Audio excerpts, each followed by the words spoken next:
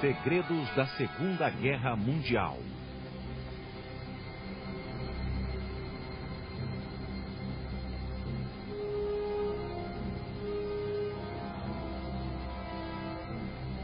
Revelações da Segunda Guerra Mundial.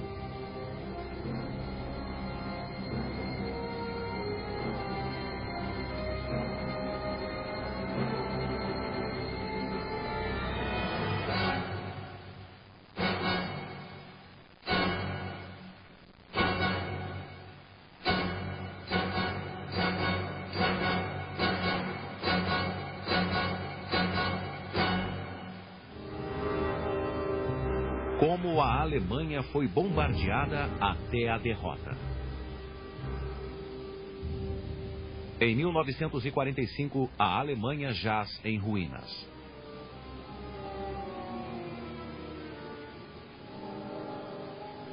O coração de suas cidades fora arrancado, resultado de uma revolução secreta na tecnologia do combate aéreo. Em 1939, quando a guerra estourou, os bombardeiros ingleses careciam de alcance, capacidade de bombas e apoio de navegação para causar danos à Alemanha. O Bomber Command era um tigre de papel.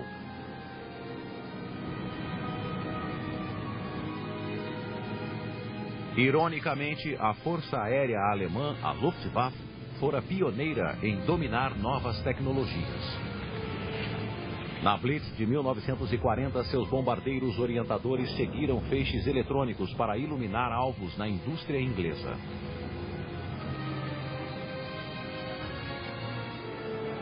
Os ingleses e depois os aliados americanos revidaram quando a batalha migrou para os céus da Alemanha.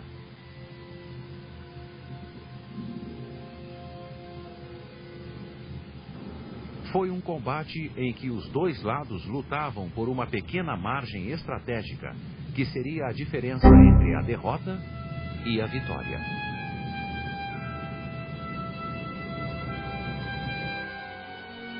E principalmente foi a guerra das chamadas miras especiais, uma das batalhas mais caras e cruciais da guerra tecnológica.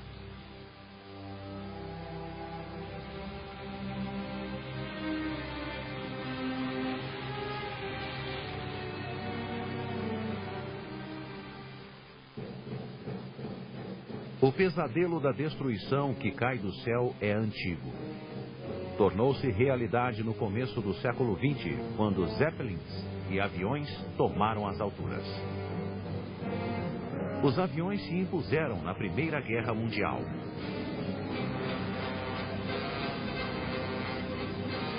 A princípio, usados para reconhecimento, o olho do céu, logo foram utilizados para outros fins.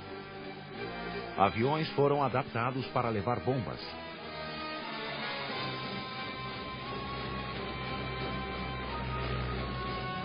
No início, tinham apenas função tática.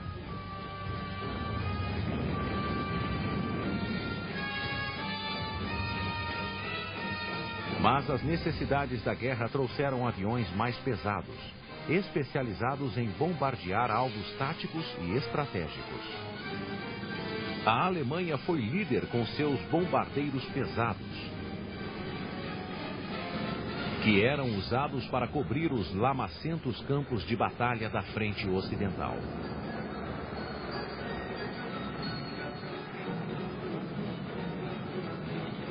Mas também eram empregados contra as indústrias inimigas e contra a população civil. Bombardeiros alemães atacaram Londres pela primeira vez em junho de 1917. Os ingleses também tinham bombardeiros pesados. O primeiro foi o Handley Page 0100, o Bloody Paralyzer, que entrou em ação em 1916.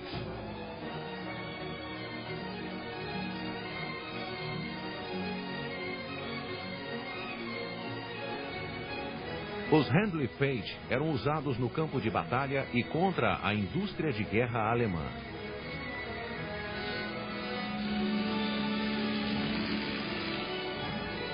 No fim da guerra, os ingleses planejavam bombardear Berlim com o Handley Page V-1500, Mas o armistício chegou antes do avião levantar voo. Arrasador.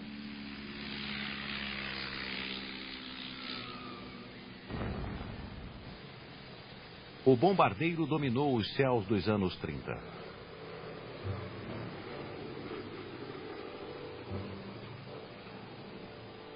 Os novos monoplanos de metal voavam mais rápido e mais alto. Ameaçavam ultrapassar os caças biplanos enviados para interceptá-los.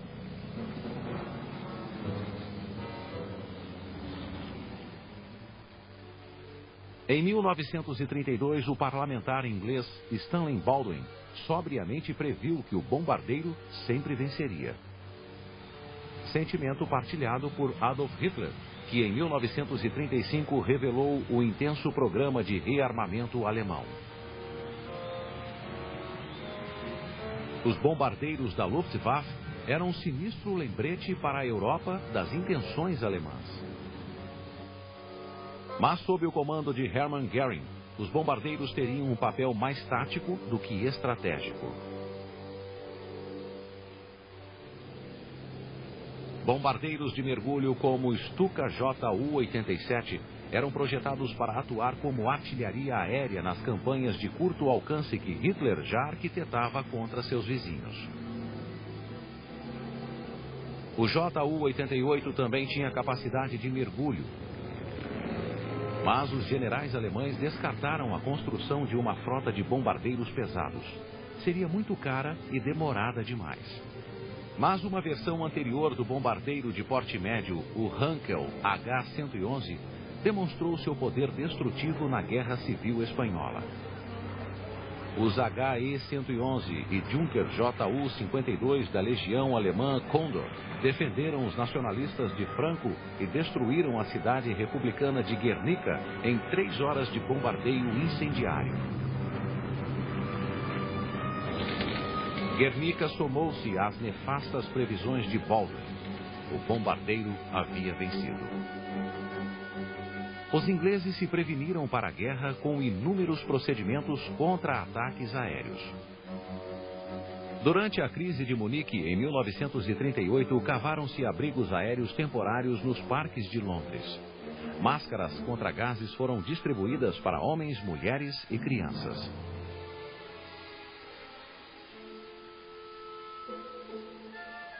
Em meados dos anos 30, a Inglaterra não estava preparada para combater uma pesada ofensiva aérea. Localizadores de sons antiquados alertavam sobre a aproximação de bombardeiros. Ironicamente, Londres era o último alvo que Hitler tinha em mente. Mas no fim dos anos 30, o governo inglês previa milhares de baixas para o primeiro dia de guerra e estocou milhões de caixões de papelão para enfrentar essa crise.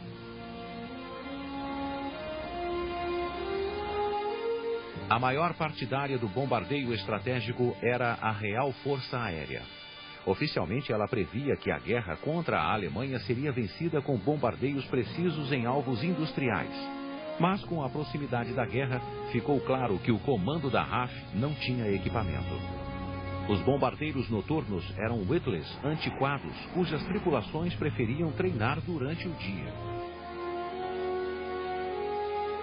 O bombardeio diurno estava entregue a formações autodefendidas de Blenheims, Handens e Wellingtons. Com o advento dos caças alemães como o Me-109, os aviões diurnos ficaram vulneráveis. O chefe do Bomber Command da RAF, Marechal Edgar Ludlow Hewitt, se afligia com a fragilidade dos bombardeiros. No começo de 1939, informou o Ministério que numa guerra total, os Blenheims seriam vencidos em 1 mês. E nos 3 meses seguintes, os Wellingtons e os Handens iriam pelo mesmo caminho. Quando a guerra estourou em 1939, o governo inglês, temendo a retaliação alemã, suspendeu as operações de bombardeio que poderiam matar civis. Por enquanto, o bombardeiro fora posto de lado.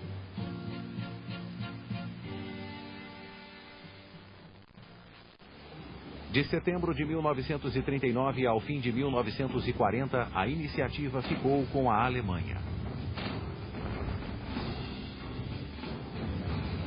A Polônia, invadida em 1º de setembro, mal resistiu 5 semanas. Sua antiquada força aérea não era páreo para a Luftwaffe.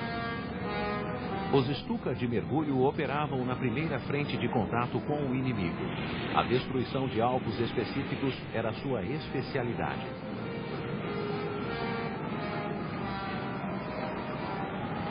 O bombardeio sobre a capital polonesa, Varsóvia, ficou a cargo dos HE-111. De novo, os bombardeiros venceram. Na Holanda, Roterdã foi a cidade que sofreu com os HE-111 em maio de 1940, quando Hitler lançou a Blitzkrieg no oeste. A defesa holandesa sucumbiu ao pesado ataque aéreo no centro de Roterdã. Com outras cidades ameaçadas, os holandeses se renderam. Livres da obstinada resistência holandesa no flanco direito, os tanques alemães voltaram-se contra os lentos franceses e seus aliados ingleses. Em junho de 1940, a Alemanha dominava todo o nordeste e centro da Europa. A França capitulara e a força expedicionária inglesa havia recuado pelo canal. Ela deixara todo o equipamento pesado na França. A retirada de Dunkerque fora heróica, mas não se vence guerras com retiradas. Agora tudo o que impedia Hitler de invadir a Inglaterra eram os pilotos do comando de caça da RAF, e eles mantiveram a posição.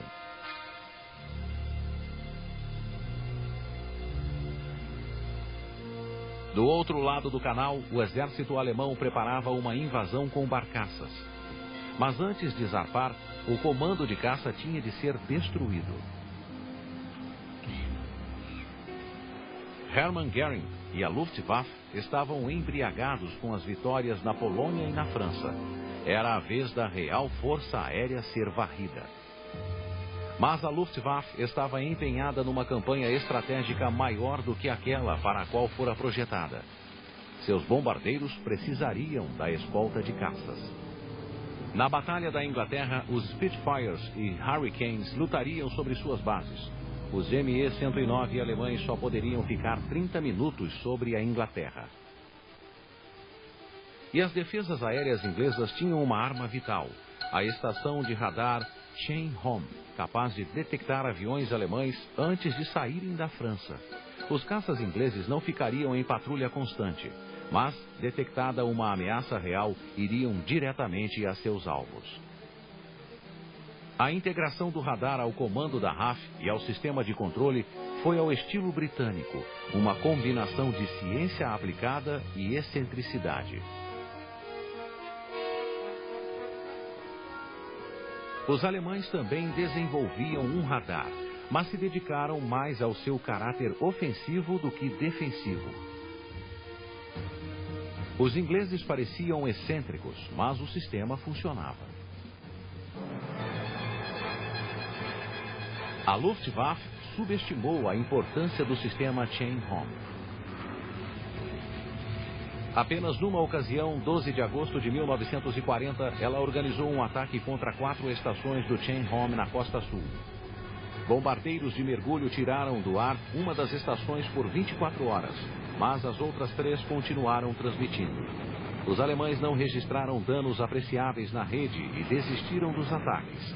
Tinham perdido a oportunidade. Como observou o comandante alemão Adolf Galland, na batalha tínhamos apenas nossos olhos. Os pilotos ingleses tinham o olho do radar, muito mais confiável e de maior alcance. Em setembro, a Luftwaffe mudou o foco para o bombardeio de Londres e dos portos e cidades industriais inglesas. O bombardeio diurno logo deu lugar à ofensiva noturna, que durou 8 meses, até maio de 1941. Era a vez da Luftwaffe tomar a iniciativa na guerra secreta eletrônica. Em junho de 1940, o assessor de ciências de Winston Churchill, professor Lindemann, avisou o primeiro-ministro que os alemães já tinham um sistema de feixes de rádio para bombardeio em voo certo. A espionagem científica inglesa sabia que o sistema tinha o codinome Nickbine, ou perna torta. Faltava conhecer-lhe os segredos. Os pilotos alemães voavam ao longo de um feixe de rádio de sinal constante. Se saíam do curso, ouviam pontos ou linhas em Morse. Um segundo feixe cruzando o primeiro dizia aos pilotos quando soltar as bombas. A espionagem inglesa agiu rápido quanto ao Nickbine. Um Avro Anson conseguiu sintonizar e voar ao longo de um feixe primário sobre as Midlands.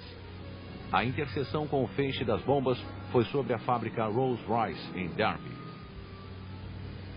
Detectados os feixes, os ingleses trataram de misturá-los. Em outubro de 1940, quando a Luftwaffe começou a usá-los a sério, o embaralhamento já era forte o bastante para inutilizar o Nickbine. Um segundo sistema mais sofisticado já estava pronto, usado exclusivamente por uma formação orientadora da elite, a KGR-100. O X-Verhaeren empregava duas estações. A primeira, chamada Weiser, transmitia o feixe seguido pelo bombardeiro. O avião seguia o feixe, intersectado por 3 feixes transmitidos pela segunda estação. O primeiro avisava o piloto da proximidade do alvo. Na segunda intersecção, o piloto acionava o relógio da bomba. Chegando ao terceiro feixe, o piloto ativava o segundo ponteiro do relógio, que fazia o disparo automático das bombas sobre o alvo. Nos primeiros ataques do que ficou conhecido como a Blitz, as defesas aéreas inglesas eram quase inúteis. Canhões antiaéreos acalmavam a população no chão, mas não ameaçavam os bombardeiros no céu. Alguns caças noturnos tinham radares de interseção controlados do solo, mas muito primários. Mais sofisticados eram os decifradores de Bletchley Park. Eles começavam a entender os segredos das forças armadas alemãs codificados pela máquina Enigma. Mensagens da Enigma transmitidas em Morse eram interceptadas pela escuta secreta do Serviço Y e decodificadas em Bletchley Park. Combinado com o interrogatório de uma tripulação capturada, isso permitiu à espionagem inglesa montar um quadro de como o Sistema X trabalhava e como se conectava com a KGR-100. Mas os bombardeiros alemães ainda estavam em vantagem. Os feixes X foram usados na noite de 14 de novembro de 1940, quando a KGR-100 abriu o caminho para mais de 400 bombardeiros sobre a cidade de Coventry, centro da indústria bélica inglesa. O coração da cidade foi destruído. Sua famosa catedral reduzida a ruínas. Mas a era dos feixes X também estava no fim. Os ingleses capturaram um aparelho do Sistema X e já interferiam nos feixes lançados sobre a Inglaterra. Fogueiras iscas chamadas Starfish dificultavam a vida da Luftwaffe, assim como Micon, ou sistema de feixe oculto pelo qual os sinais direcionais em frequência média eram captados e reenviados de forma a confundir as tripulações alemãs. A Blitz atingiu um equilíbrio no qual as defesas antiaéreas não conseguiam infligir grandes perdas à Luftwaffe, e esta não conseguia aplicar um golpe fatal nas cidades inglesas. Os bombardeios atingiram o clímax no início de maio, num pesado ataque sobre Londres que provocou 2.000 incêndios e matou 1.500 pessoas. Mas a Blitz estava esgotada. As tropas de Hitler se concentravam nas fronteiras da União Soviética. A preparação para invadir a Rússia, codinome Barbarossa, estava quase no fim. A maioria dos bombardeiros que atacavam Londres logo iriam para a frente oriental, mais uma vez apoiando o avanço das tropas no solo. –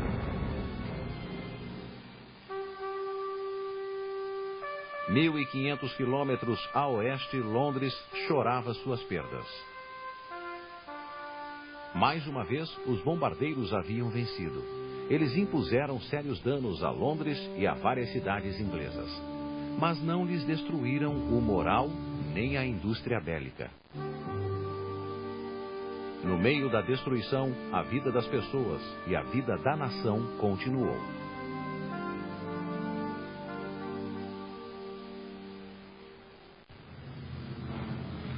A Real Força Aérea também aprendia a duras penas. Em dezembro de 1939, um ataque diurno de 24 Wellingtons sobre a base naval inimiga de Wilhelmshaven foi frustrado pelos ME-109. Para sobreviver em céus alemães, os aviões ingleses deveriam voar à noite. Mas durante 1940, os bombardeiros noturnos, navegando por cálculo de posição, pouco conseguiram contra a indústria bélica alemã.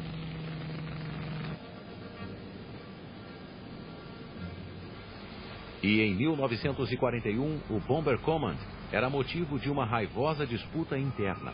A Marinha Real queria usar seus recursos na Batalha do Atlântico. O poderio aéreo era uma das melhores armas contra os submarinos alemães. A Marinha argumentava que os bombardeiros da RAF seriam mais úteis contra os submarinos do que no continente europeu. A sobrevivência inglesa estava em jogo no Atlântico, e o bombardeio ofensivo consumia uma cota exagerada de aviões e de recursos científicos. Um relatório do Ministério da Aviação de agosto de 1941 confirmou a ineficácia do Bomber Command contra alvos alemães. Nos ataques ao Ruhr, apenas 1/10 das tripulações conseguia acertar bombas perto do alvo principal. Um navegador do Bomber Command relembra. And so, results of all this dead reckoning navigation, failure of weather forecasting to give us accurate winds over a continent where there was no weather stations, and all these things meant that probabilities was that you would even bomb the wrong town. A defesa aérea noturna alemã também melhorou e tinha radares de curto e longo alcance. Eles permitiam que caças atacassem à noite numa versão noturna da Batalha da Inglaterra. Holofotes focalizavam alvos-chave. O arquiteto da defesa aérea noturna alemã era o general Josef Kahnhuber.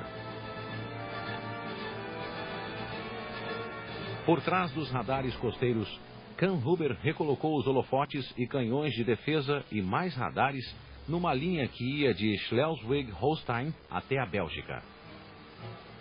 As grandes cidades, especialmente as do Ruhr industrial, eram rodeadas por mais um círculo de refletores e artilharia. O sistema ganhou o nome de linha Kahnhuber.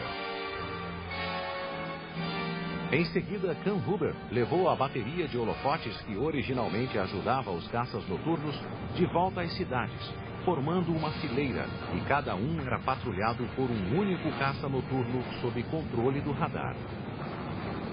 Bombardeiros ingleses já matavam civis alemães no mesmo ritmo em que as defesas alemãs derrubavam os bem treinados pilotos do Bomber Command. A chance de uma tripulação completar a missão de 30 alvos era de 30%. O moral se esgarçava.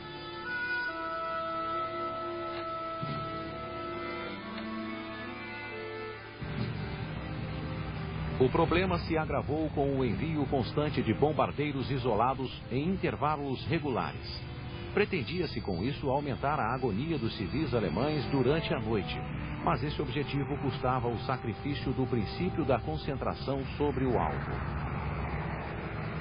Em desespero, o chefe do comando aéreo, Marechal Sir Charles Portal, submeteu a Winston Churchill um plano de construção de 4.000 bombardeiros, o que consumiria todo o orçamento inglês para a guerra. Apenas o bombardeio, defendia Portal, poderia vencer a guerra. Churchill vetou o plano. A guerra ainda consumiria 3 anos até que o Bomber Command estivesse plenamente equipado com aviões capazes de cumprir a missão de um ataque eficaz em território alemão. O primeiro quadrimotor pesado do comando foi o Short Stelling, que entrou em ação em 1941. O Stelling era desajeitado, mas resistente. Um deles sobreviveu a uma colisão frontal com um caça alemão. No final de 1941, 150 Stellings voavam no Bomber Command. Após o Stelling, entrou em ação o Handley Page Halifax. O último bombardeiro pesado a entrar em ação foi o Avro Lancaster, cujas especificações eram de 1936. Agora o Bomber Command estava equipado. Um bombardeiro médio do princípio da guerra, como o HE-111, carregava 2 toneladas de bombas com combustível para 2.000 quilômetros. O primeiro pesado da RAF, o Short Stelling, levava uma carga útil 3 vezes maior, com metade do combustível. Em contraste, o Handley Page Halifax levava 6,5 toneladas de carga com combustível para quase 3.200 quilômetros. O Avro Lancaster transportava uma carga de 7 toneladas com combustível para quase 2.700 quilômetros. A maior capacidade dos pesados coincidiu com uma nova orientação. O grosso da carga deveria ser jogada em áreas de ataque de cidades alemãs e não mais em alvos bélicos específicos. A partir de então, 75% da tonelagem total das bombas inglesas deveriam cair sobre áreas-alvo. O argumento científico para a política de bombardeio por área surgiu no ensaio apresentado a Churchill pelo professor Lindemann. Ele mostrou uma ligação direta entre a produção bélica e a queda do moral, induzida pelo bombardeio de áreas onde moravam os operários. Lindemann calculou que, em média, 1 tonelada de bombas sobre uma área habitada deixaria sem teto cerca de 200 operários. Com os novos bombardeiros, o Bomber Command destruiria as casas de 1/3 da população alemã. A nova diretiva, lançada em fevereiro de 1942, coincidiu com a posse do novo chefe do Bomber Command, Marechal Sir Arthur Harris. Harris não era autor da política de bombardeio de área, mas apoiava a ideia com todo o entusiasmo. Apelidado de Bomber, Harris foi o executor implacável da política de destruição de áreas. Como ele dizia, They sowed the wind, and now they are going to reap the whirlwind. Os bombardeiros de Harris começaram a receber o equipamento que os guiaria até os alvos na Alemanha. Era a tecnologia em ação. O primeiro auxiliar de navegação, codinome D, entrou em ação em 1941. Um receptor especial no avião recebia o fluxo de pulsos irradiados sobre a Europa por 3 transmissores. No avião, o navegador media a diferença de tempo entre os pulsos e, numa carta de navegação, calculava a posição da aeronave. Um ano depois, o Bomber Command introduziu o sistema de bombardeio cego, de codinome OB. Uma estação em terra, codinome CAT, transmitia um raio ao longo do qual o avião receptor voava. Uma segunda estação, MAUS, dizia ao bombardeiro quando soltar a bomba. As estações OB só conseguiam guiar um avião por vez durante o ataque, e esta tarefa inicialmente coube ao rápido e eficiente Mosquito. Os esquadrões Mosquito montaram uma nova formação, o Grupo 8, cuja função era encontrar e iluminar o alvo com fogos coloridos, chamados marcadores de alvo. Em 1943, a marcação e o bombardeio eram orquestrados por um único bombardeiro mestre que rodeava o alvo. Os bombardeiros principais estavam equipados com o H-2S, um radar alojado numa proteção sob a fuselagem. O eco do radar dava ao navegador um quadro do terreno sobre o qual voava.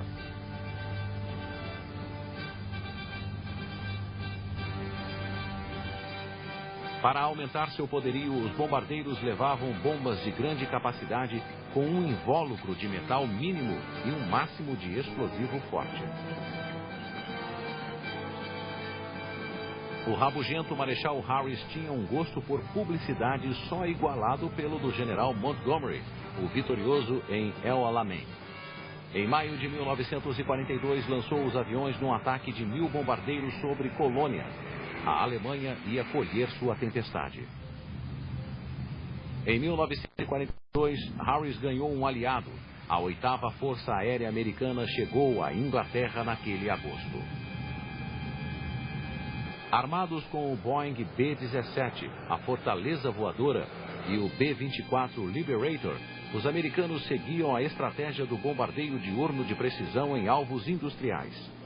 Seu visor Norden, diziam, acertava uma bomba num barril de chope. Uma tarefa simples para quem tinha treinado no céu de brigadeiro do deserto de Nevada.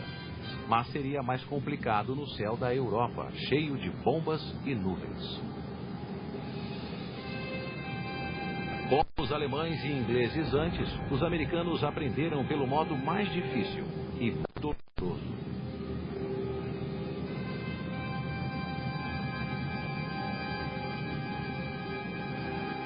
Inicialmente, as formações de B-17, escoltadas por caças, pouco sofreram no período de adaptação, confinado a alvos na França e nos Países Baixos.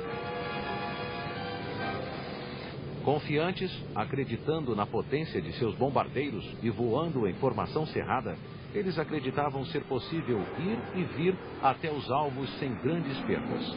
Era um conceito bem americano, como a cavalaria do oeste que chegava e saía atirando. Mas a situação endureceu quando a 8ª Força passou a focalizar alvos na Alemanha, além do alcance da escolta dos P-47 Thunderbolts.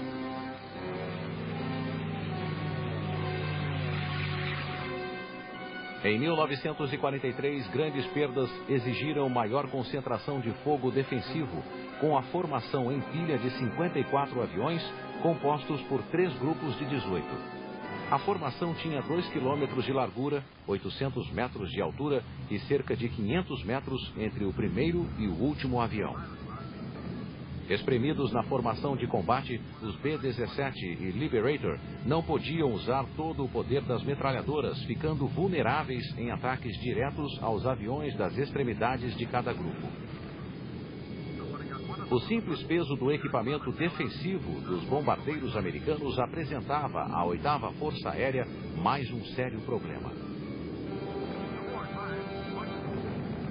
O Lancaster, menos armado porque voava à noite, tinha carga de 7 toneladas com combustível para 2.700 quilômetros. Já o Liberator e o B-17, projetados para a patrulha marítima, eram limitados à carga padrão de 2 toneladas, mas tinham maior autonomia. Enquanto a batalha esquentava sobre a Alemanha, os caças diurnos da Luftwaffe recebiam cada vez mais canhões e, mais tarde, mísseis.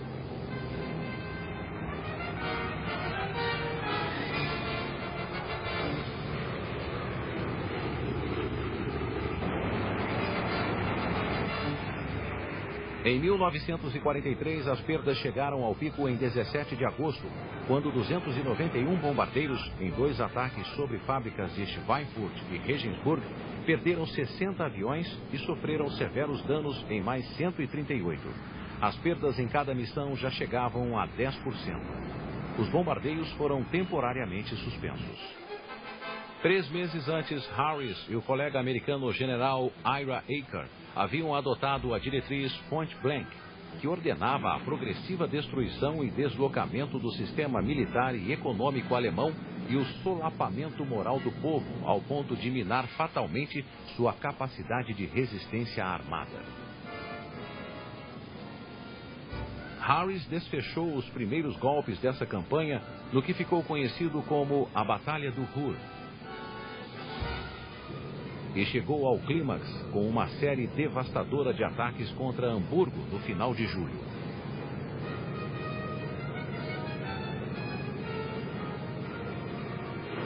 Nessa altura, o Bomberkommand tinha uma nova arma, chuvas de fitas de metal, de codinome Window, projetadas para confundir os radares alemães com ecos falsos. O Window funcionou a contento na noite de 24 de julho. A linha Kamphuber tornou-se impotente à medida em que os bombardeios, agora concentrados, forçavam passagem entre os holofotes. As defesas da linha caíram na escuridão. Quase 800 aviões, dos quais a metade eram Lancasters, criaram uma tempestade de fogo no coração da cidade. Na noite do dia 26, 730 aviões do Bomber Command causaram um incêndio ainda maior que consumiu 40 mil vidas. Ao todo, o Bomber Command ordenou 4 ataques sobre Hamburgo entre 24 de julho e 2 de agosto. 8,5 toneladas de bombas caíram sobre Hamburgo, com 87 aviões perdidos, uma perda aceitável de menos de 3%. Os ataques sinalizaram o fim da linha Kamphuber, mas, por outro lado, instigaram táticas noturnas alemãs mais complexas, nas quais aviões bimotores orbitavam um feixe eletrônico e depois eram dirigidos contra os atacantes a partir do solo. Em terra, os operadores de radar aprenderam a distinguir entre os ecos de um bombardeiro e os ecos gerados pelo Window. A guerra noturna sobre a Alemanha em blackout tornou-se intensa batalha eletrônica e cada lado introduzia novos ataques e contra-ataques. Tinsel era o codinome de microfones instalados perto do motor do avião, que confundia os caças noturnos, transmitindo ruídos na frequência usada por eles. A batalha não se limitava aos céus da Alemanha. Numa estação de monitoramento em Kent, funcionários fluentes em alemão emitiam instruções e boletins do tempo falsos aos pilotos alemães, numa operação chamada Corona.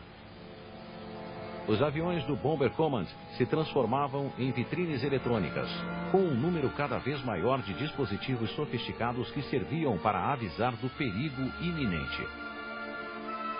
Mas os sinais emitidos permitiram aos caças com radar da Luftwaffe localizar a presa. As antenas dos caças alemães captavam os sinais H-2S. As tripulações foram instruídas a usar o H-2S apenas em emissões rápidas. Mas quando o equipamento noturno caiu em mãos inglesas, a corrente se inverteu. Os caças noturnos alemães tornaram-se presas dos equipados Beaufighters e dos Mosquitos. Os Mosquitos acompanhavam os bombardeiros e sintonizavam as transmissões dos caças alemães que rodeavam seus guias. Okay, I can see a key, right, 1 o'clock 15, range about 500, still overtaking very slowly. Okay, well, I'll hold him now. Have a look with your glasses. Right. It's a twin engine, I can't see any exhausts. Okay, I've got the glasses, where is he? More fin.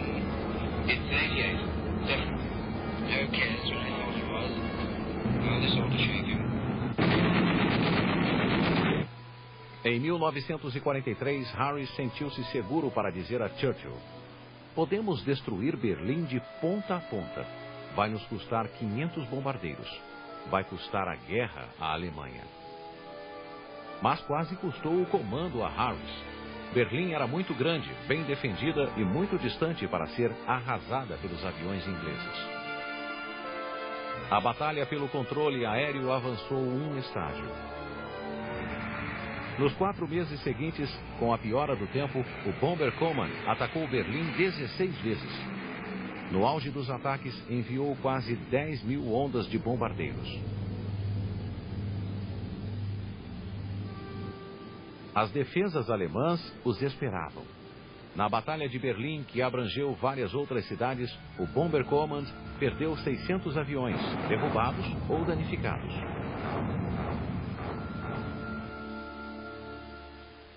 E isso apesar do alcance dos novos métodos. Numa noite de fevereiro de 1944, por exemplo, 113 orientadores e 740 pesados voaram contra uma fábrica de Junkers em Leipzig. Ataques para desviar a atenção envolveram aviões lança-minas no Báltico. E os Mosquitos foram enviados num ataque falso sobre Berlim. Mas os alemães não se deixaram enganar. Caças noturnos invadiram a formação dos bombardeiros e derrubaram 78.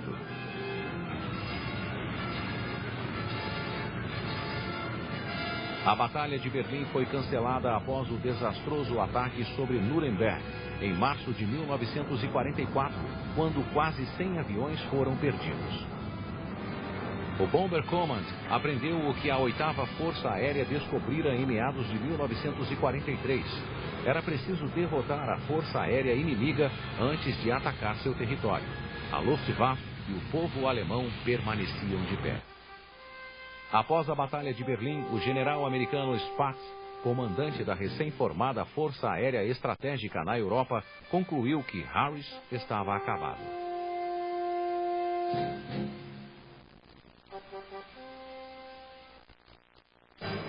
Em 1943, os americanos enfrentavam sua própria crise. A falta de escolta de longo alcance permitira à Luftwaffe escolher o momento ideal de atacar as formações de bombardeiros. O moral despencou.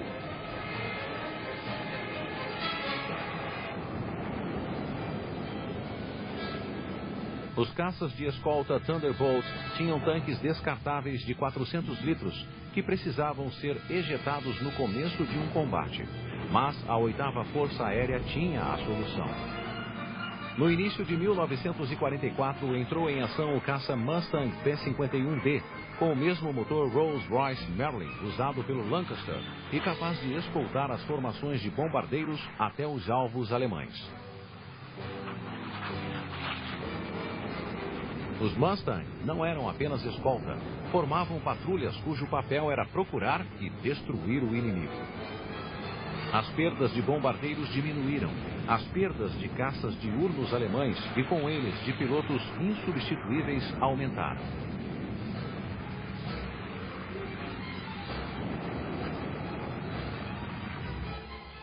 Em fevereiro de 1944, na Grande Semana, os americanos alvejaram a produção aérea alemã. Ela aumentara bastante graças ao programa de dispersão iniciado pelo ministro Albert Speer. E agora começava a declinar. Os americanos estavam com os dedos na jugular alemã. A montagem da Operação Overlord, a invasão aliada na Normandia, tornou-se mais importante que o bombardeio estratégico contra a Alemanha. O Bomber Command e a 8ª Força Aérea foram forçados a atacar os transportes alemães nas semanas que precederam o dia D. Harris continuava adepto do bombardeamento por área, descartando os outros alvos como mera panaceia. Como um general do fronte ocidental em 1916, acreditava que mais um golpe poria a Alemanha de joelhos. And a man who looks back over his shoulder and thinks he's got a lead may have nasty surprises coming to him. Now is not the time in any way to ease up, but to put on what indeed may prove, sooner perhaps than some of us think, the final spurt. Mas os americanos encontraram uma fraqueza na economia de guerra alemã, e não era mera panaceia. Numa ofensiva limitada pelas necessidades da Overlord, atacaram alvos da produção de petróleo alemã. Em março de 1944, a Luftwaffe tinha apenas 1/3 de reserva de combustível. A Luftwaffe tinha aviões, mas não tinha combustível para mantê-los no ar. A falta de combustível também acabou com o treinamento de novos pilotos para substituir os abatidos pelos Mustangs. À Luftwaffe só restavam medidas desesperadas. Uma revolucionária geração de jatos interceptadores teria acabado com os aviões americanos se implementada em 1943. Mas a interferência de Hitler no programa de jatos e foguetes fez com que chegassem tarde demais para mudar a situação.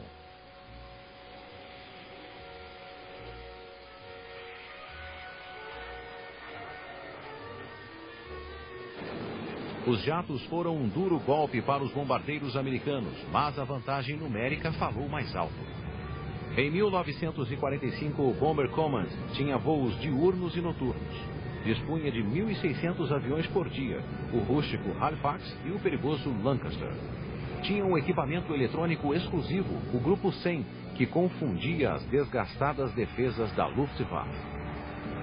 Era capaz de lançar ataques espetaculares contra alvos específicos, mas permanecia preso ao bombardeio de área.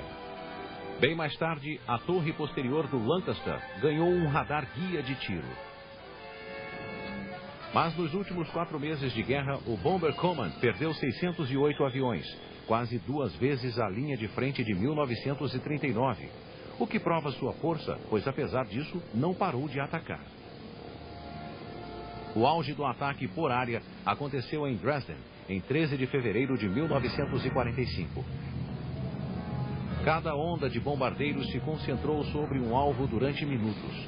Controlados por um guia, criaram um inferno, matando cerca de 50 mil pessoas. Dresden era uma área de ataque por excelência, mas foi um desastre político para o Bomber Command. A cidade quase não tinha defesa e estava cheia de refugiados. O ataque fora ordenado por Winston Churchill, ansioso em provar o desejo inglês de ajudar Stalin, quando o Exército Vermelho chegou à Alemanha Oriental. Dresden não estava na lista de alvos de Harris, mas depois do desastre, ele e o Bomber Command levaram a culpa pela execução da política, o bombardeio por área, que gozara do apoio irrestrito de Churchill durante 3 anos. O auge do sucesso dos bombardeiros coincidiu com a derrota do exército alemão no campo e com a progressiva ocupação do próprio Reich pelos exércitos aliados do leste e oeste. Em consequência, o argumento dos adeptos do bombardeio estratégico de que ele ganhara a guerra jamais poderá ser provado.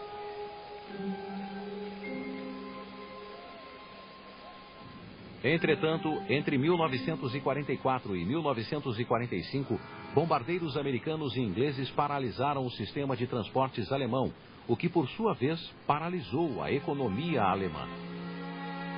Mas, apesar das perdas terríveis, 600 mil mortes, 10 vezes o número de mortos na Blitz, o moral dos civis alemães não cedeu. Não cedera na Londres de 1940, também não cedeu em Hamburgo ou Berlim. 5 meses depois dos ataques a Hamburgo, a produção bélica da cidade voltara a 80% da antiga capacidade. A vitória nos céus alemães custou caro. Só no ano de 1944, os americanos perderam quase 2.500 bombardeiros. No final da guerra, o Bomber Command registrava 55 mil mortes, mais que o número de mortes do exército inglês na Primeira Guerra Mundial. A vitória fora assegurada pela tremenda pressão tecnológica que os aliados impuseram ao inimigo. Pela secreta guerra eletrônica vencida pelo Bomber Command no último round. E pela superioridade aérea garantida pelo Mustang.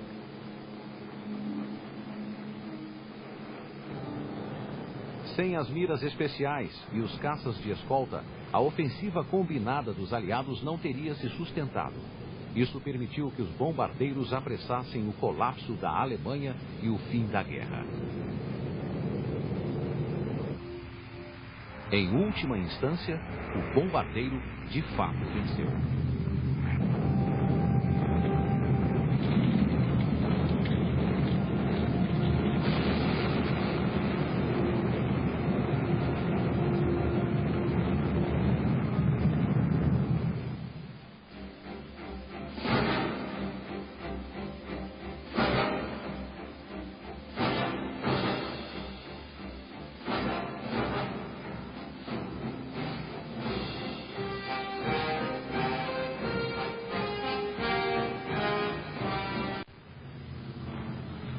A Real Força Aérea também aprendia a duras penas.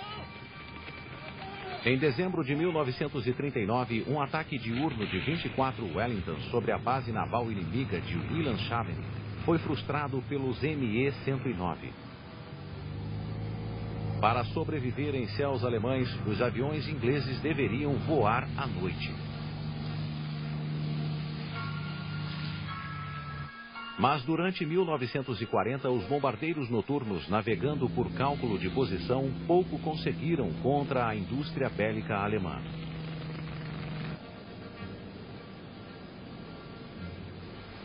E em 1941, o Bomber Command era motivo de uma raivosa disputa interna. A Marinha Real queria usar seus recursos na Batalha do Atlântico. O poderio aéreo era uma das melhores armas contra os submarinos alemães. A Marinha argumentava que os bombardeiros da RAF seriam mais úteis contra os submarinos do que no continente europeu. A sobrevivência inglesa estava em jogo no Atlântico, e o bombardeio ofensivo consumia uma cota exagerada de aviões e de recursos científicos. Um relatório do Ministério da Aviação de agosto de 1941 confirmou a ineficácia do Bomber Command contra alvos alemães. Nos ataques ao Ruhr, apenas 1/10 das tripulações conseguia acertar bombas perto do alvo principal. Um navegador do Bomber Command relembra. And so, results of all this dead reckoning navigation, failure of weather forecasting to give us accurate winds over a continent where there was no weather stations, and all these things meant that probabilities was that you would even bomb the wrong town. A defesa aérea noturna alemã também melhorou e tinha radares de curto e longo alcance.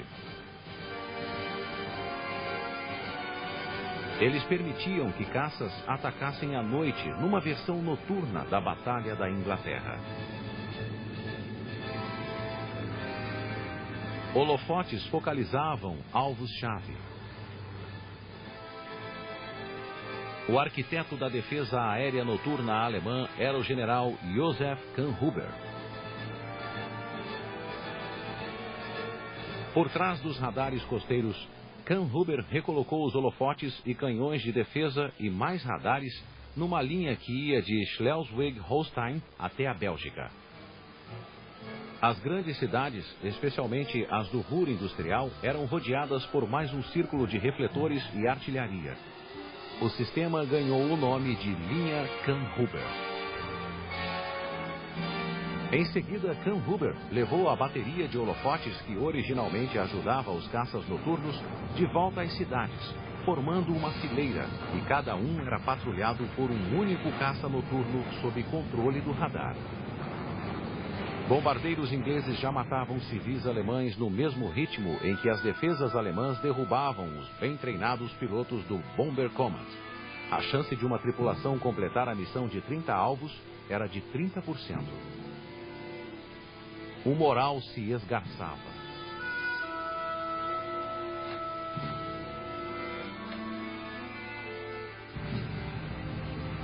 O problema se agravou com o envio constante de bombardeiros isolados em intervalos regulares. Pretendia-se com isso aumentar a agonia dos civis alemães durante a noite, mas esse objetivo custava o sacrifício do princípio da concentração sobre o alvo. Em desespero, o chefe do comando aéreo, Marechal Sir Charles Portal, submeteu a Winston Churchill um plano de construção de 4.000 bombardeiros, o que consumiria todo o orçamento inglês para a guerra. Apenas o bombardeio, defendia Portal, poderia vencer a guerra. Churchill vetou o plano. A guerra ainda consumiria 3 anos até que o Bomber Command estivesse plenamente equipado com aviões capazes de cumprir a missão de um ataque eficaz em território alemão. O primeiro quadrimotor pesado do comando foi o Short Stelling, que entrou em ação em 1941. O Stelling era desajeitado, mas resistente. Um deles sobreviveu a uma colisão frontal com um caça alemão. No final de 1941, 150 Stellings voavam no Bomber Command. Após o Stelling, entrou em ação o Handley Page Halifax. O último bombardeiro pesado a entrar em ação foi o Avro Lancaster, cujas especificações eram de 1936. Agora o Bomber Command estava equipado. Um bombardeiro médio do princípio da guerra, como o HE-111, carregava 2 toneladas de bombas com combustível para 2.000 quilômetros. O primeiro pesado da RAF, o Short Stelling, levava uma carga útil 3 vezes maior, com metade do combustível. Em contraste, o Handley Page Halifax levava 6,5 toneladas de carga com combustível para quase 3.200 quilômetros. O Avro Lancaster transportava uma carga de 7 toneladas com combustível para quase 2.700 quilômetros. A maior capacidade dos pesados coincidiu com uma nova orientação. O grosso da carga deveria ser jogada em áreas de ataque de cidades alemãs e não mais em alvos bélicos específicos.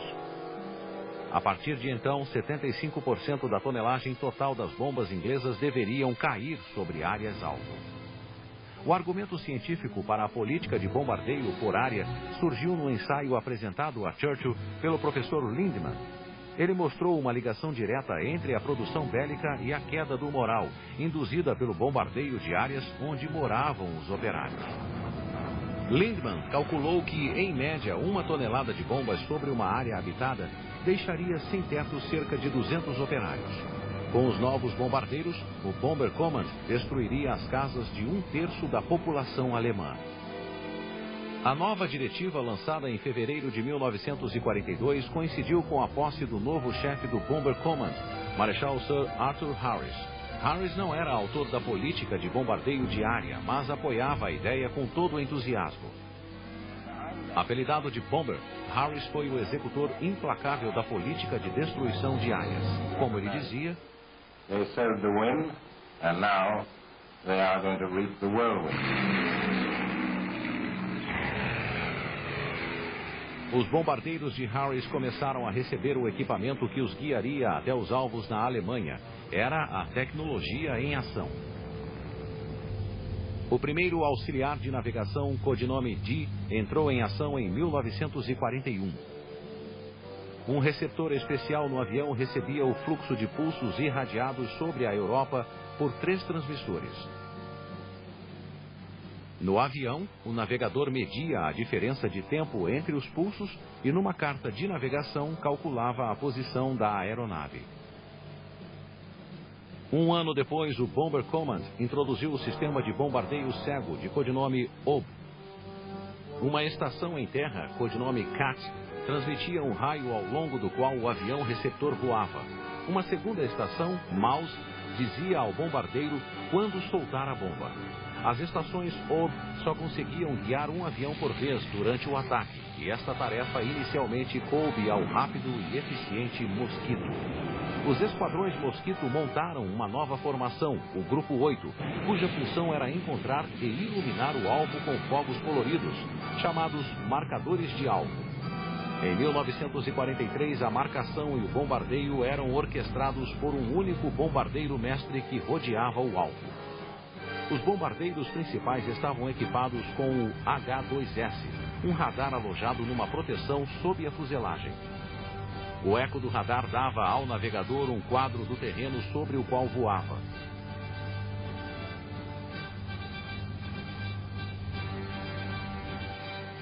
Para aumentar seu poderio, os bombardeiros levavam bombas de grande capacidade com um invólucro de metal mínimo e um máximo de explosivo forte.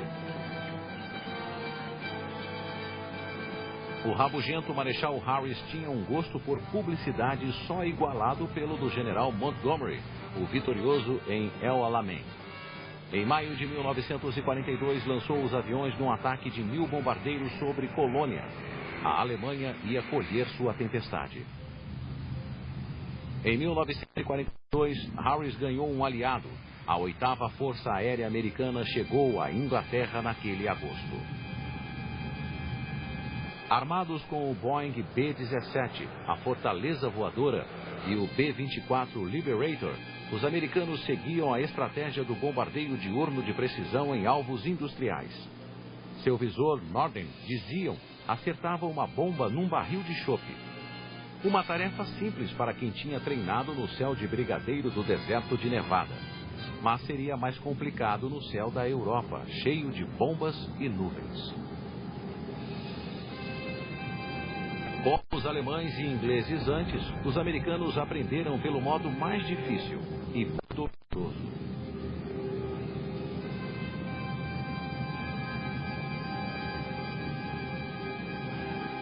Inicialmente, as formações de B-17, escoltadas por caças, pouco sofreram no período de adaptação, confinado a alvos na França e nos Países Baixos.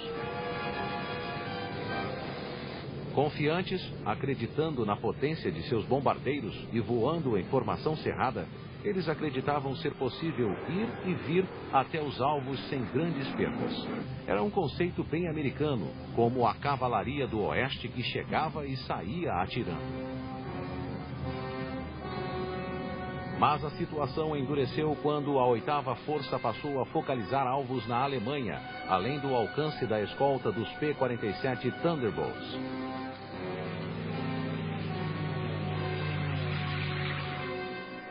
Em 1943, grandes perdas exigiram maior concentração de fogo defensivo, com a formação em pilha de 54 aviões, compostos por 3 grupos de 18.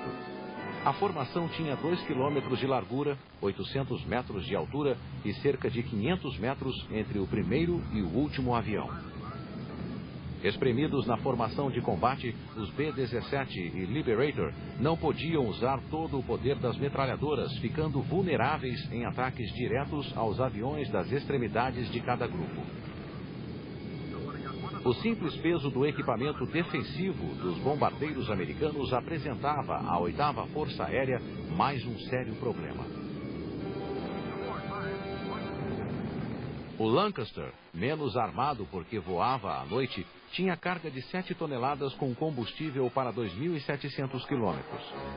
Já o Liberator e o B-17, projetados para a patrulha marítima, eram limitados à carga padrão de 2 toneladas, mas tinham maior autonomia. Enquanto a batalha esquentava sobre a Alemanha, os caças diurnos da Luftwaffe recebiam cada vez mais canhões e, mais tarde, mísseis.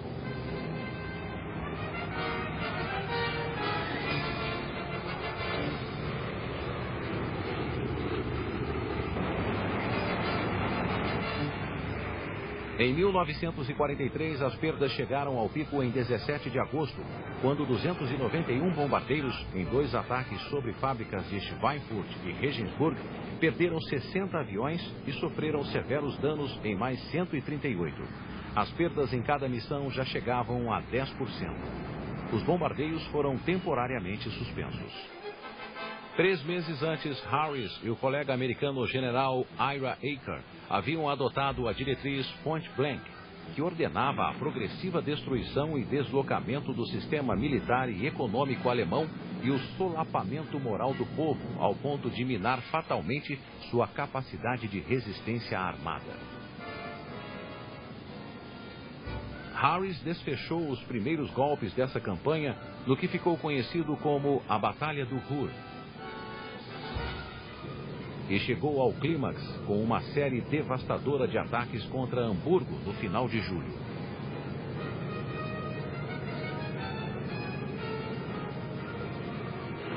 Nessa altura, o Bomber Command tinha uma nova arma, chuvas de fitas de metal, de codinome Window, projetadas para confundir os radares alemães com ecos falsos.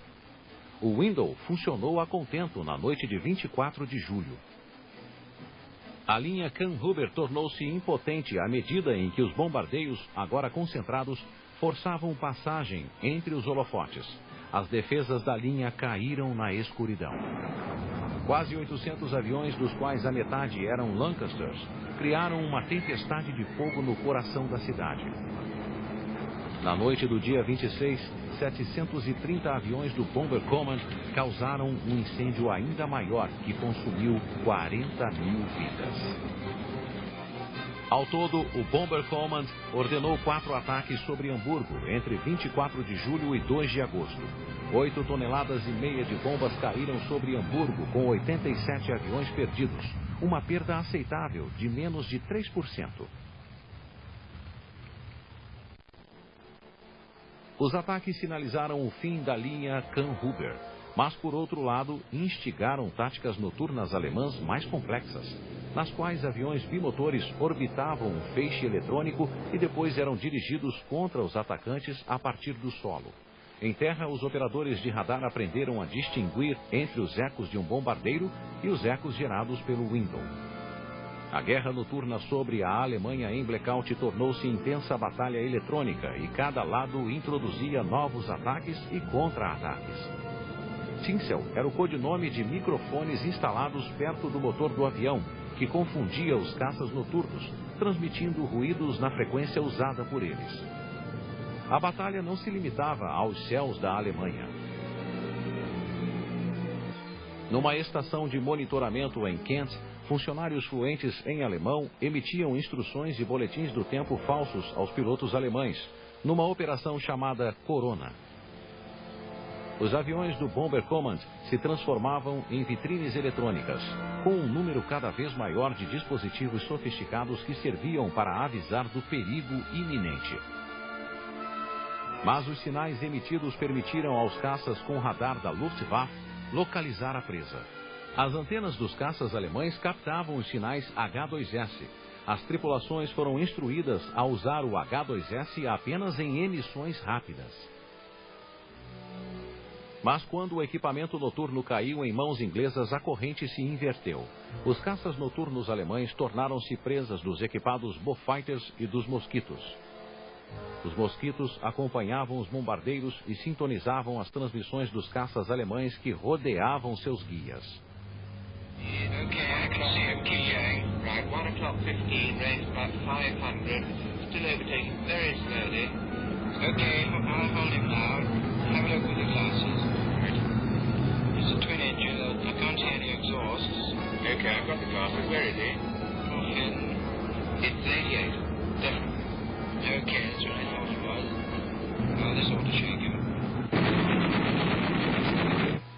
Em 1943, Harris sentiu-se seguro para dizer a Churchill: "Podemos destruir Berlim de ponta a ponta. Vai nos custar 500 bombardeiros. Vai custar a guerra à Alemanha." Mas quase custou o comando a Harris. Berlim era muito grande, bem defendida e muito distante para ser arrasada pelos aviões ingleses. A batalha pelo controle aéreo avançou um estágio. Nos 4 meses seguintes, com a piora do tempo, o Bomber Command atacou Berlim 16 vezes. No auge dos ataques, enviou quase 10.000 ondas de bombardeiros. As defesas alemãs os esperavam. Na Batalha de Berlim, que abrangeu várias outras cidades, o Bomber Command perdeu 600 aviões, derrubados ou danificados.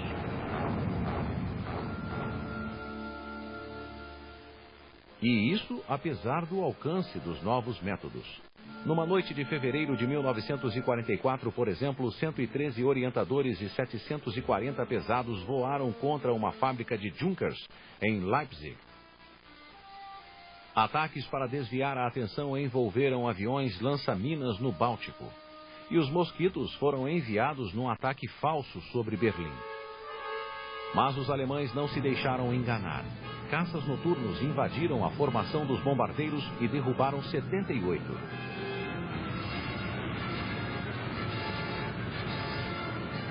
A Batalha de Berlim foi cancelada após o desastroso ataque sobre Nuremberg, em março de 1944, quando quase 100 aviões foram perdidos. O Bomber Command aprendeu o que a 8ª Força Aérea descobrira em meados de 1943. Era preciso derrotar a Força Aérea inimiga antes de atacar seu território. A Luftwaffe e o povo alemão permaneciam de pé. Após a Batalha de Berlim, o general americano Spaatz, comandante da recém-formada Força Aérea Estratégica na Europa, concluiu que Harris estava acabado.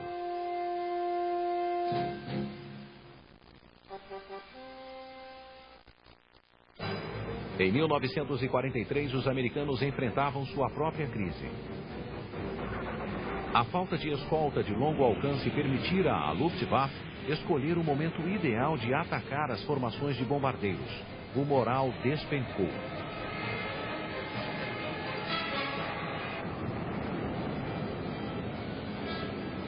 Os caças de escolta Thunderbolt tinham tanques descartáveis de 400 litros que precisavam ser ejetados no começo de um combate. Mas a 8ª Força Aérea tinha a solução.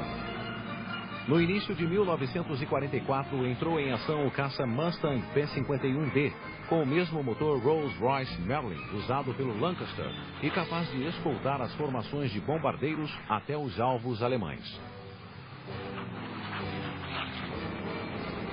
Os Mustang não eram apenas escolta, formavam patrulhas cujo papel era procurar e destruir o inimigo. As perdas de bombardeiros diminuíram, as perdas de caças diurnos alemães e com eles de pilotos insubstituíveis aumentaram.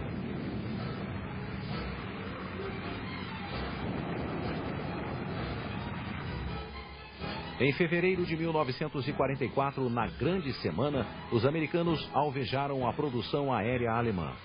Ela aumentara bastante graças ao programa de dispersão iniciado pelo ministro Albert Speer. E agora começava a declinar. Os americanos estavam com os dedos na jugular alemã. A montagem da Operação Overlord, a invasão aliada na Normandia, tornou-se mais importante que o bombardeio estratégico contra a Alemanha. O Bomber Command e a 8ª Força Aérea foram forçados a atacar os transportes alemães nas semanas que precederam o dia D.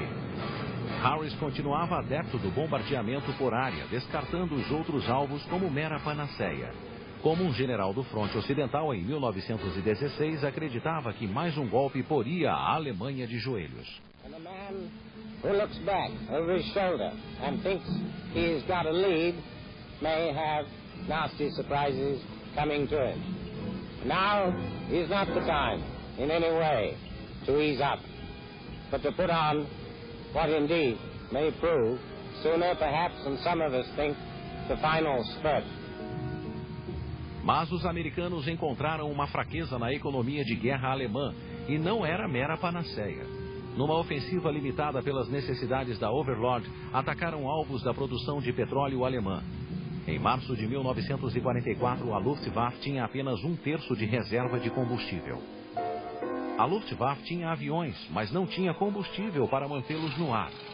A falta de combustível também acabou com o treinamento de novos pilotos para substituir os abatidos pelos Mustangs. À Luftwaffe só restavam medidas desesperadas. Uma revolucionária geração de jatos interceptadores teria acabado com os aviões americanos se implementada em 1943. Mas a interferência de Hitler no programa de jatos e foguetes fez com que chegassem tarde demais para mudar a situação.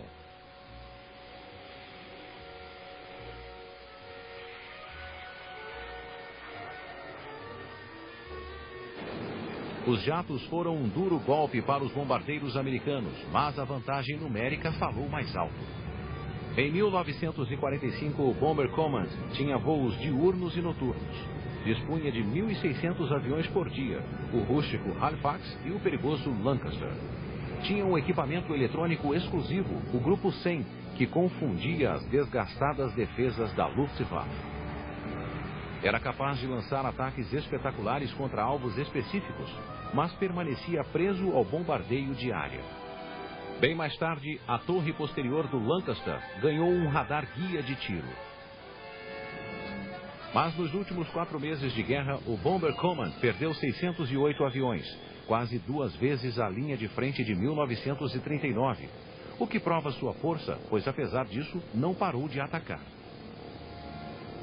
O auge do ataque por área aconteceu em Dresden, em 13 de fevereiro de 1945.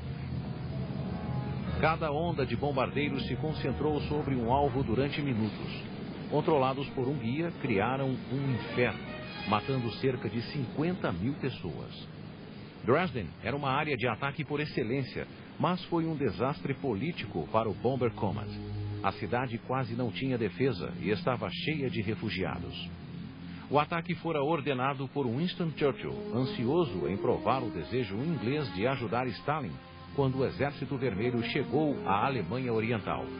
Dresden não estava na lista de alvos de Harris, mas depois do desastre, ele e o Bomber Command levaram a culpa pela execução da política, o bombardeio por área, que gozara do apoio irrestrito de Churchill durante 3 anos.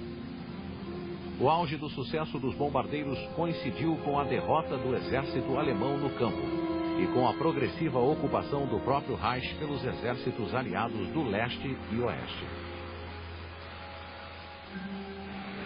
Em consequência, o argumento dos adeptos do bombardeio estratégico de que ele ganhara a guerra jamais poderá ser provado.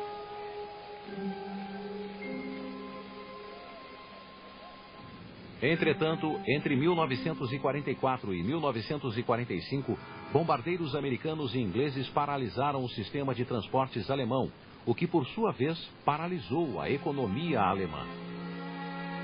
Mas, apesar das perdas terríveis, 600 mil mortes, 10 vezes o número de mortos na Blitz, o moral dos civis alemães não cedeu.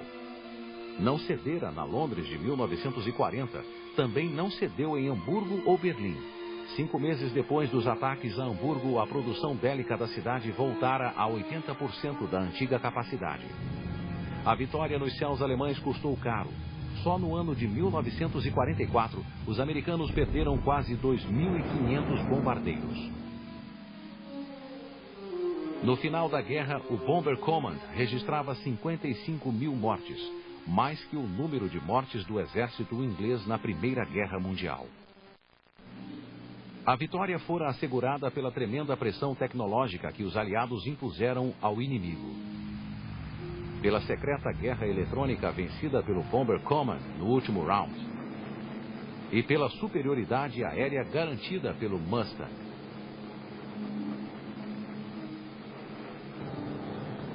Sem as miras especiais e os caças de escolta, a ofensiva combinada dos aliados não teria se sustentado. Isso permitiu que os bombardeiros apressassem o colapso da Alemanha e o fim da guerra. Em última instância, o bombardeiro de fato venceu.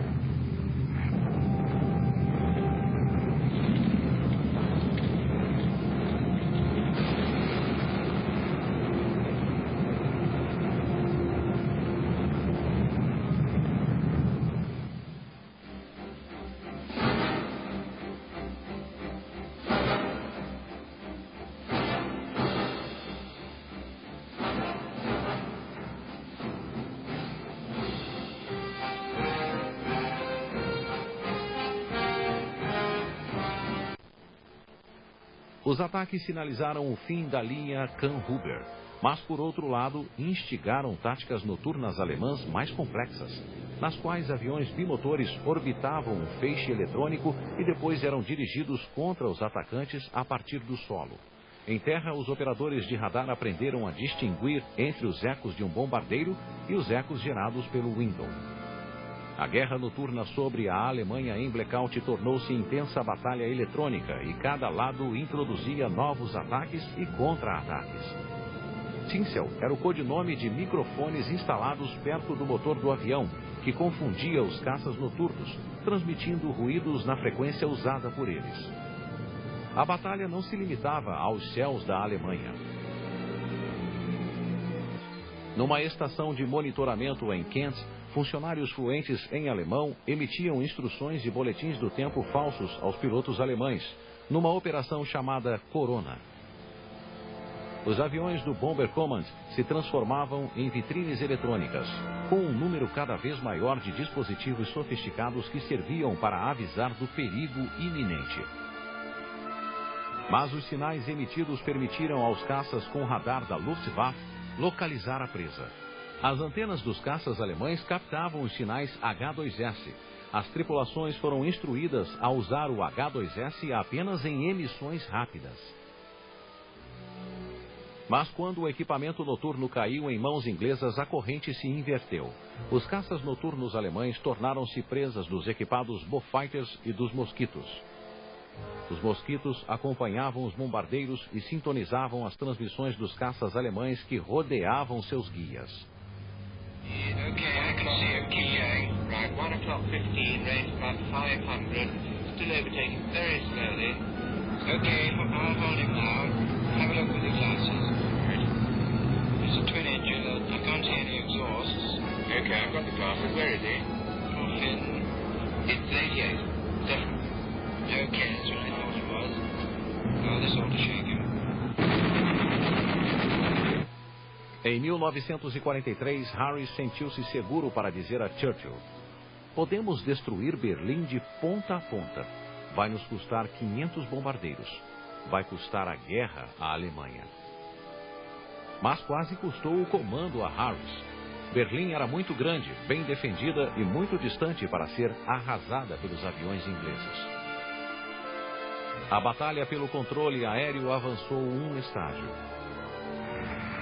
Nos 4 meses seguintes, com a piora do tempo, o Bomber Command atacou Berlim 16 vezes. No auge dos ataques, enviou quase 10.000 ondas de bombardeiros. As defesas alemãs os esperavam. Na Batalha de Berlim, que abrangeu várias outras cidades, o Bomber Command perdeu 600 aviões, derrubados ou danificados.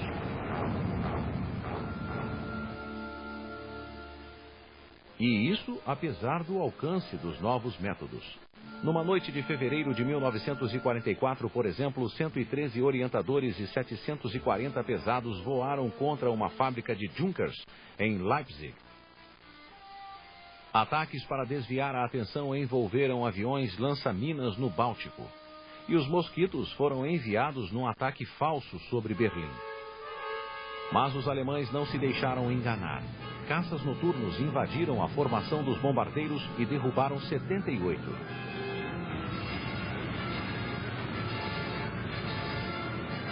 A Batalha de Berlim foi cancelada após o desastroso ataque sobre Nuremberg, em março de 1944, quando quase 100 aviões foram perdidos. O Bomber Command aprendeu o que a 8ª Força Aérea descobrira em meados de 1943. Era preciso derrotar a Força Aérea inimiga antes de atacar seu território. A Luftwaffe e o povo alemão permaneciam de pé. Após a Batalha de Berlim, o general americano Spaatz, comandante da recém-formada Força Aérea Estratégica na Europa, concluiu que Harris estava acabado.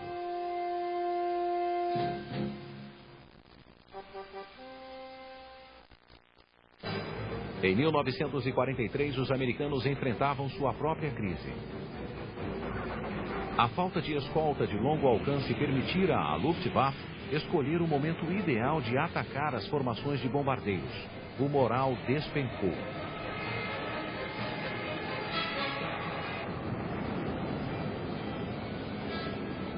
Os caças de escolta Thunderbolt tinham tanques descartáveis de 400 litros que precisavam ser ejetados no começo de um combate.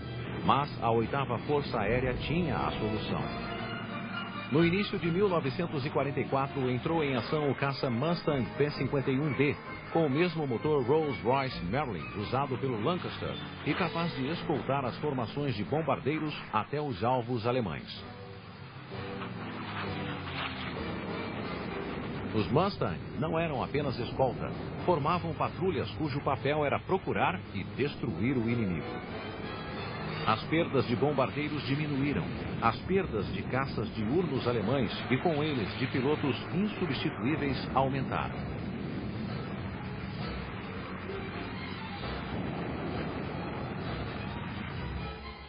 Em fevereiro de 1944, na Grande Semana, os americanos alvejaram a produção aérea alemã. Ela aumentara bastante graças ao programa de dispersão iniciado pelo ministro Albert Speer. E agora começava a declinar. Os americanos estavam com os dedos na jugular alemã. A montagem da Operação Overlord, a invasão aliada na Normandia, tornou-se mais importante que o bombardeio estratégico contra a Alemanha. O Bomber Command e a 8ª Força Aérea foram forçados a atacar os transportes alemães nas semanas que precederam o dia D. Harris continuava adepto do bombardeamento por área, descartando os outros alvos como mera panaceia. Como um general do fronte ocidental em 1916 acreditava que mais um golpe poria a Alemanha de joelhos. And a man who looks back over his shoulder and thinks he's got a lead may have nasty surprises coming to him. Now is not the time in any way to ease up, but to put on what indeed may prove, sooner perhaps than some of us think, the final spurt. Mas os americanos encontraram uma fraqueza na economia de guerra alemã e não era mera panaceia. Numa ofensiva limitada pelas necessidades da Overlord, atacaram alvos da produção de petróleo alemã. Em março de 1944, a Luftwaffe tinha apenas 1/3 de reserva de combustível.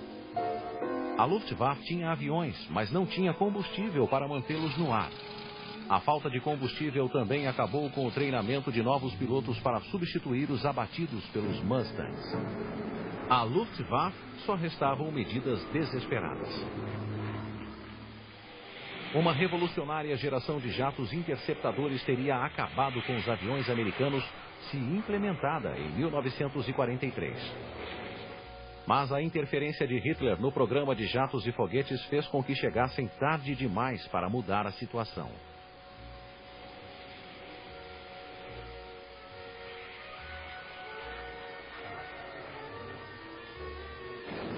Os jatos foram um duro golpe para os bombardeiros americanos, mas a vantagem numérica falou mais alto. Em 1945, o Bomber Command tinha voos diurnos e noturnos. Dispunha de 1.600 aviões por dia, o rústico Halifax e o perigoso Lancaster. Tinha um equipamento eletrônico exclusivo, o Grupo 100, que confundia as desgastadas defesas da Luftwaffe. Era capaz de lançar ataques espetaculares contra alvos específicos, mas permanecia preso ao bombardeio de área.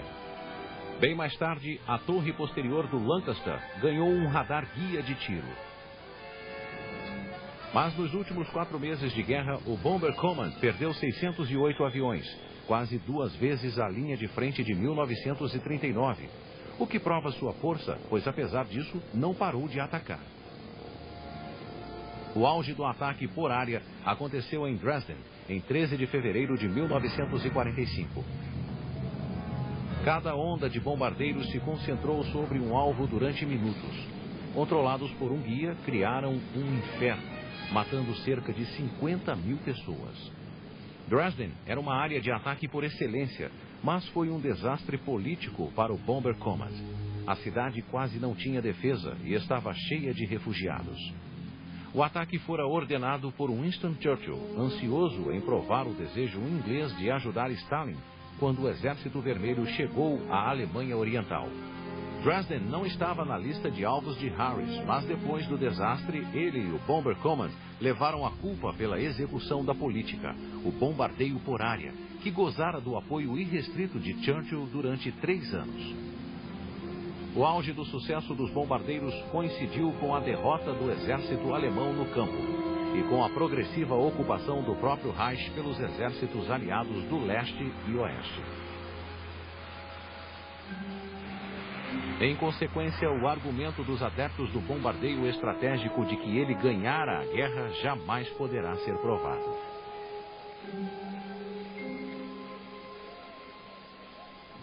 Entretanto, entre 1944 e 1945, bombardeiros americanos e ingleses paralisaram o sistema de transportes alemão, o que, por sua vez, paralisou a economia alemã. Mas, apesar das perdas terríveis, 600.000 mortes, 10 vezes o número de mortos na Blitz, o moral dos civis alemães não cedeu. Não cedera na Londres de 1940, também não cedeu em Hamburgo ou Berlim. 5 meses depois dos ataques a Hamburgo, a produção bélica da cidade voltara a 80% da antiga capacidade. A vitória nos céus alemães custou caro. Só no ano de 1944, os americanos perderam quase 2.500 bombardeiros.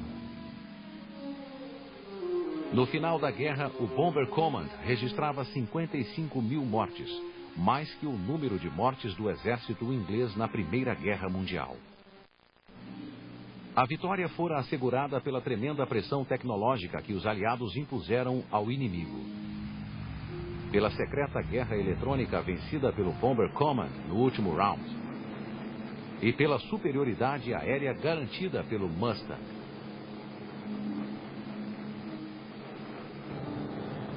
Sem as miras especiais e os caças de escolta, a ofensiva combinada dos aliados não teria se sustentado. Isso permitiu que os bombardeiros apressassem o colapso da Alemanha e o fim da guerra. Em última instância, o bombardeiro de fato venceu.